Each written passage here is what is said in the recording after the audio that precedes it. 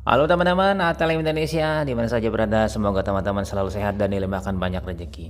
Nah, kali ini kita membahas bakteriologi klinik infeksi nosokomial bagian 2. Nah, mari kita simak materinya di channel ATLM Indonesia. Semoga bermanfaat bagi teman-teman sekalian. Nah, bagian 2 ini kita membahas tentang pencegahan infeksi nosokomial.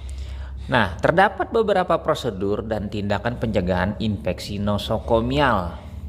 Nah, tindakan ini merupakan seperangkat tindakan yang didesain untuk membantu meminimalkan risiko terpapar material infeksius seperti darah, cairan tubuh lainnya dari pasien kepada tenaga kesehatan layanan atau sebaliknya. Jadi, menghindari infeksi kepada kedua belah pihak, baik dari pasien, tenaga kesehatan ya, atau mungkin keluarga pasien. Nah, menurut Jarkasi, pencegahan infeksi didasarkan pada asumsi bahwa seluruh komponen darah dan cairan tubuh mempunyai potensi, ini mempunyai potensi ya, menimbulkan infeksi baik dari pasien ke tenaga kesehatan atau sebaliknya. Jadi penting di sini pencegahan ini mencegah jangan terjadi infeksi satu sama lain.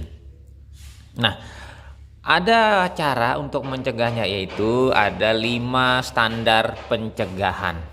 Yang pertama, mencuci tangan. Ini yang paling penting sekali untuk menghindari infeksi silang. Jadi di sini mencuci tangan merupakan metode yang paling efektif untuk mencegah infeksi nosokomial. Efektif mengurangi perpindahan mikroorganisme karena bersentuhan, karena proses bersentuhan. Makanya ada masalah mencuci tangan ini dibuat sebuah langkah-langkah ya, ada 6 langkah mencuci tangan, dan bahkan dibuat sebuah video ya, dan menjadi kebiasaan ya bagi yang bekerja di rumah sakit. Yang kedua, menggunakan alat pelindung diri atau APD untuk menghindari kontak dengan darah atau cairan lain atau pernapasan ya, penularan melalui pernapasan. Jadi alat pelindung diri ini meliputi pakaian khusus, apron, ya kan, masker, sarung tangan, topi, cap ini, pelindung mata dan hidung. Nah, masker sini ya, pelindung mata hidung, dan digunakan di rumah sakit ya kan. Nah, di sini ada juga nanti menggunakan tambahan lain. Bertujuan untuk mencegah penularan berbagai jenis mikroorganisme dari pasien ke tenaga kesehatan atau sebaliknya. Misalnya melalui sel darah, cairan tubuh, terhirup, tertelan ya, dan kontak. Jadi ini penting sekali untuk melindungi diri terhadap risiko terjadinya penularan. Nah, yang ketiga yaitu manajemen alat tajam secara benar untuk menghindari risiko penularan penyakit melalui benda-benda tajam. Jadi benda-benda tajam itu mulai dari jarum suntik, kemudian bisturi, ya kan, kemudian lagi lancet dan gunting. Nah, ini mencegah benda-benda tajam ini tercemar oleh produk-produk darah pasien. Jadi tempat sampah khusus untuk alat tajam harus disediakan agar tidak menimbulkan injury ya, kecelakaan nanti risikonya pada tenaga kesehatan maupun pasien, jadi menimbulkan bahaya. Nah, yang keempat, melakukan dekontaminasi. Nah, ini bukan sterilisasi ya, pencucian dan sterilisasi instrumen dengan prinsip yang benar. Nah, tindakan ini merupakan 3 proses untuk mengurangi risiko transmisi infeksi dari instrumen dan alat lain kepada klien dan tenaga kesehatan.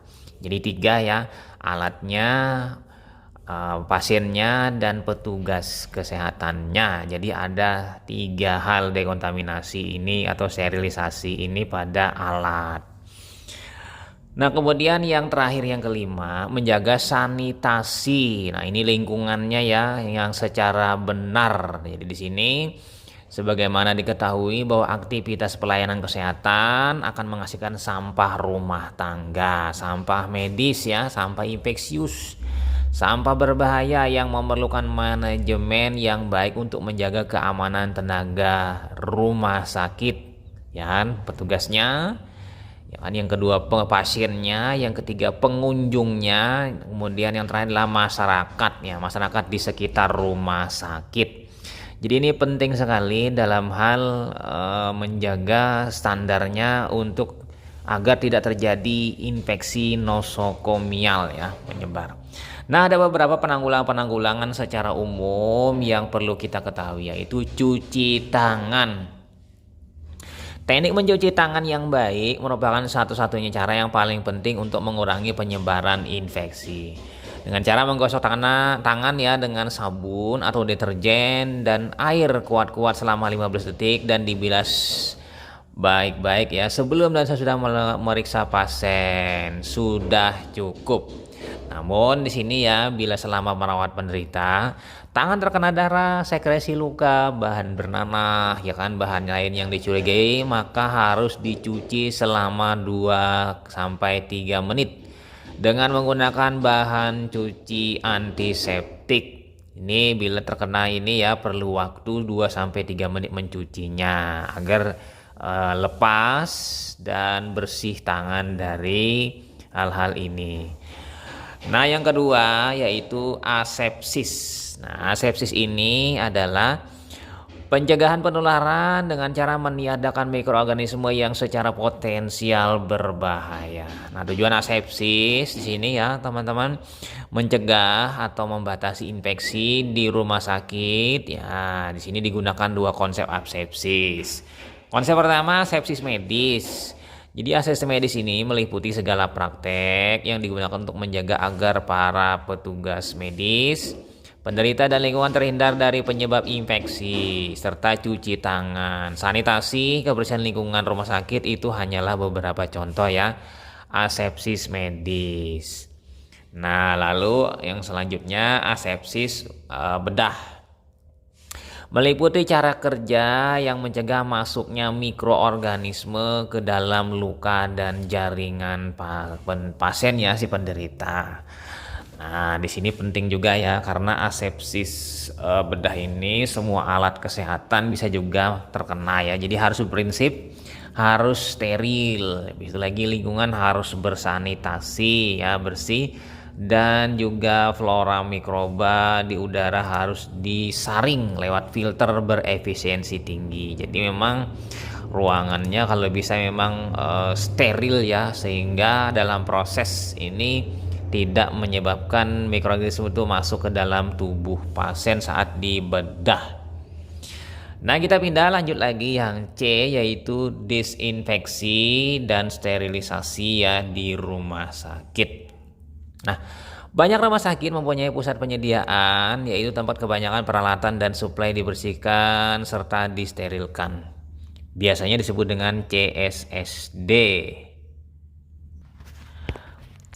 Nah, di CSSD ini pusat sterilisasi di rumah sakit. Jadi hasil proses ini dimonitor oleh laboratorium mikrobiologi secara teratur. Apabila laboratoriumnya memiliki laboratorium mikrobiologi internal bisa dilakukan, tapi bisa dilakukan proses pengiriman nanti ke laboratorium lain bila tidak memiliki. Nah, kecenderungan rumah sakit untuk menggunakan alat-alat serta bahan yang dijual dalam keadaan steril dan sekali pakai ini karena dapat mempersingkat waktu tanpa harus mensterilkan alat, tetapi juga dapat di sini mengurangi pemindah sebaran patogen melalui infeksi silang. Jadi infeksi yang ditularkan oleh pasien ke petugas, petugas ke pasien. Jadi penting di sini penggunaan bahan-bahan yang sekali pakai, buang dan steril ini sangat bagus. Ya, oke. Nah, kita pindah lanjut yang D, itu adalah sanitasi lingkungan rumah sakit. Nah, tujuan sanitasi lingkungan adalah membunuh atau menyingkirkan pencemaran atau mikroba dari permukaan ya. Jadi di sini untuk mengevaluasi prosedur dan cara-cara mengurangi pencemaran, dilakukan pengambilan contoh spesimen ya mikroorganisme sewaktu-waktu dari permukaan lantai.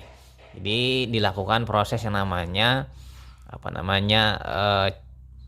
cemaran bakteri dalam sebuah ruangan, misalnya ruangan kamar operasi atau ruang kamar pasien atau ruang tindakan atau di ruang perawatan ya.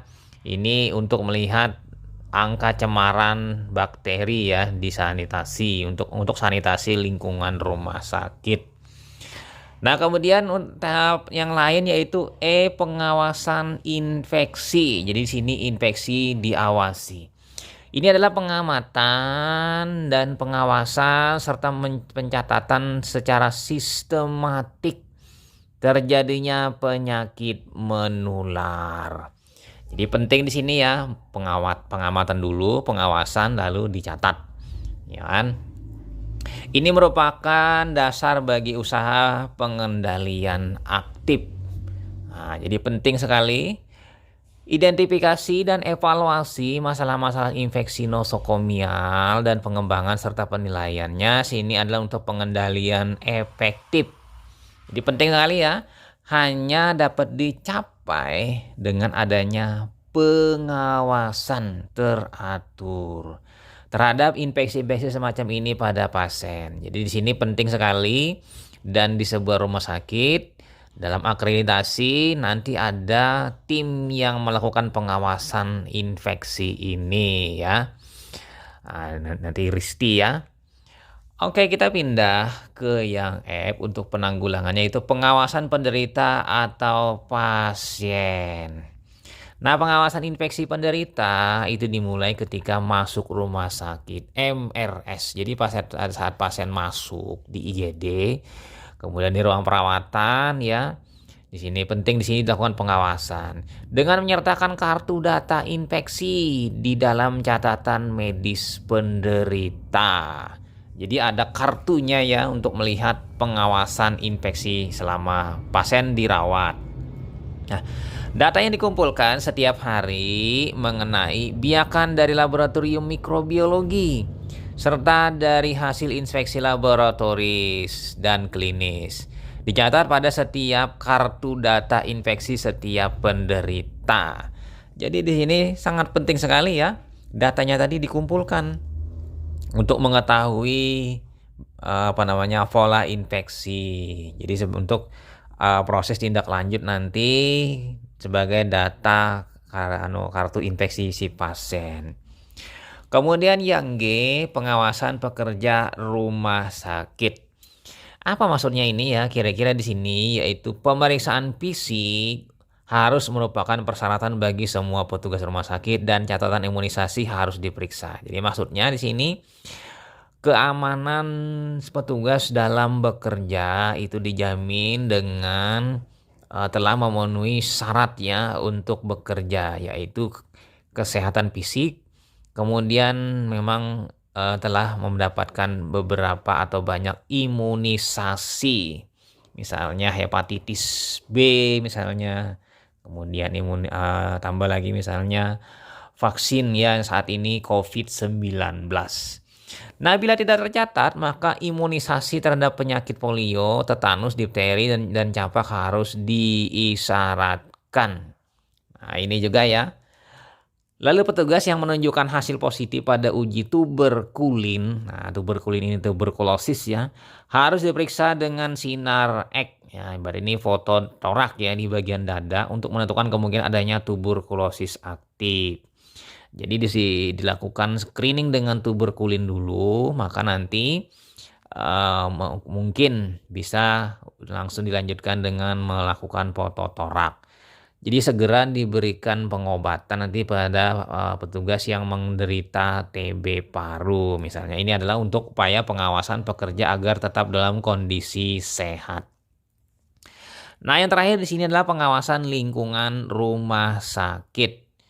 Nah, di sini kita tahu ya, bila perawat itu pengendalian infeksi menemukan satu atau lebih infeksi baru kan, ada satu atau lebih infeksi baru, maka mungkin diperlukan banyak biakan dari penderita.